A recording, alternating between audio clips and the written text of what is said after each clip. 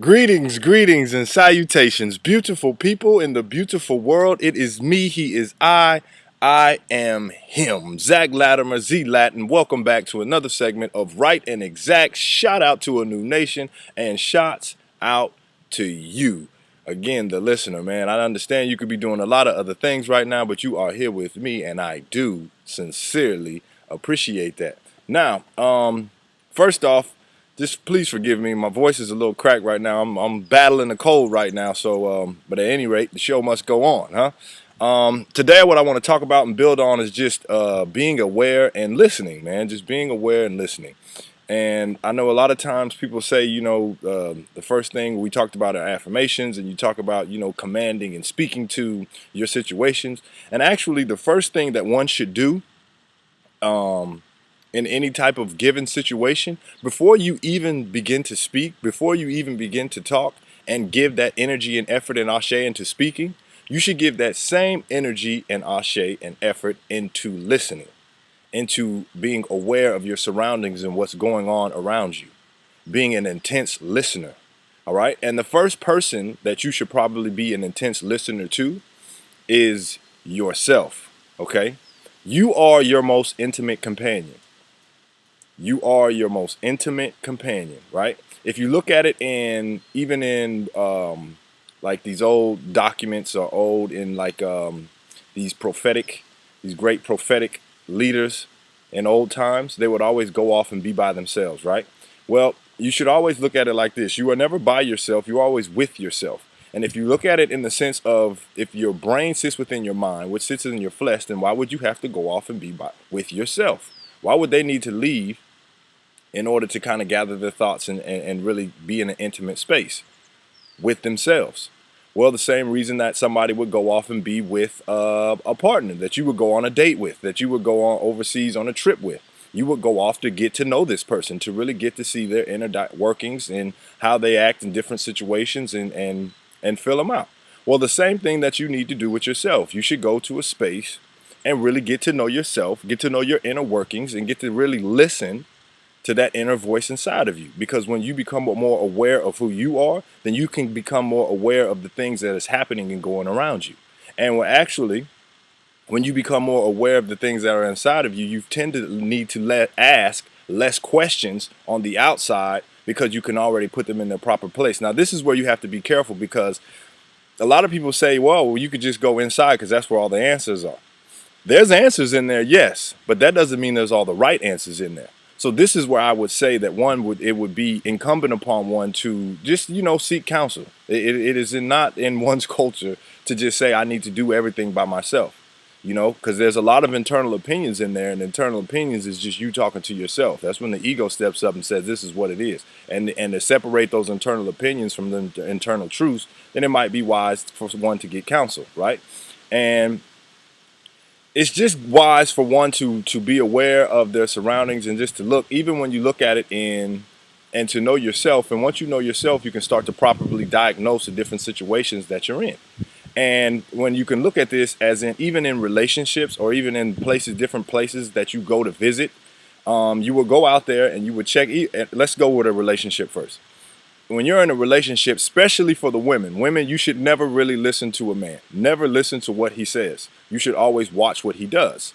Just like my man Chief would say, listen with your eyes, okay?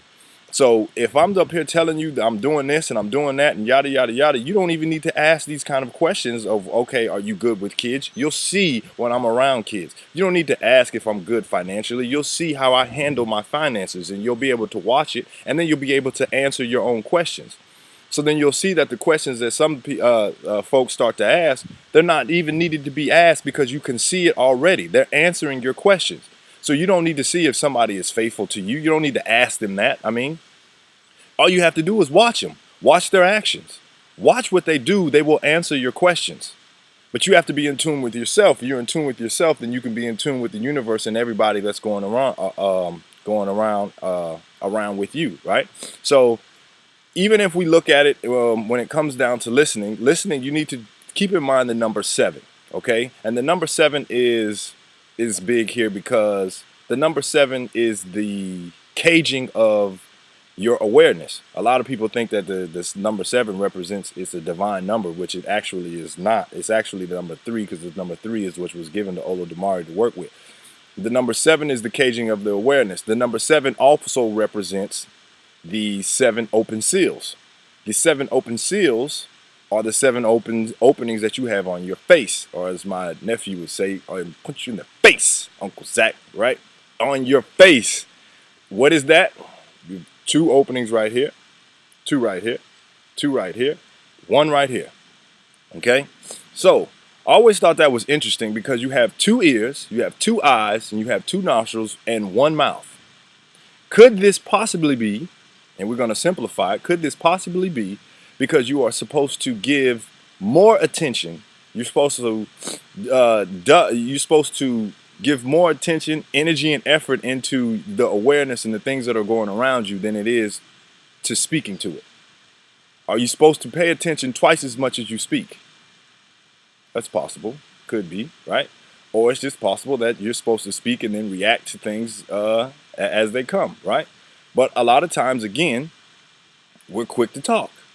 There is classes that people go to in order to learn how to be a public speaker. Or there's Toastmasters that they have that teach people how to get up and speak in front of large crowds. How many have ever heard of a class to become a better listener? You don't necessarily need to be speaking to participate in a conversation. You can be an active listener. Just listen.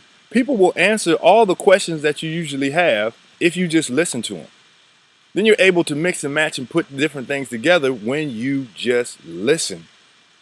And then when somebody comes to you and they say, I got 1 foot on the moon and I got 1 foot on Mars, and you sit there and you really just take into account what they've been saying, you've been listening to them and you're aware of your surroundings, you don't ask questions like why. You start to ask questions like how. Because when you start to listen, you start to become a better person. And when you become a better person, you ask better questions. And when you get asked better questions, you get better answers. And when you get better answers, you become a better person. It all goes hand in hand. But it all comes down to you listening. It all comes down to your awareness and you knowing what is going on around you, and you being able to flow with the times.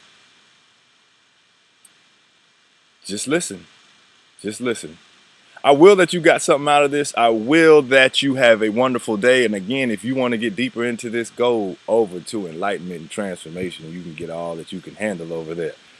Thanks for tuning in, and I will see you next time right here on Right and Ex-Zack. I'm out. Deuces.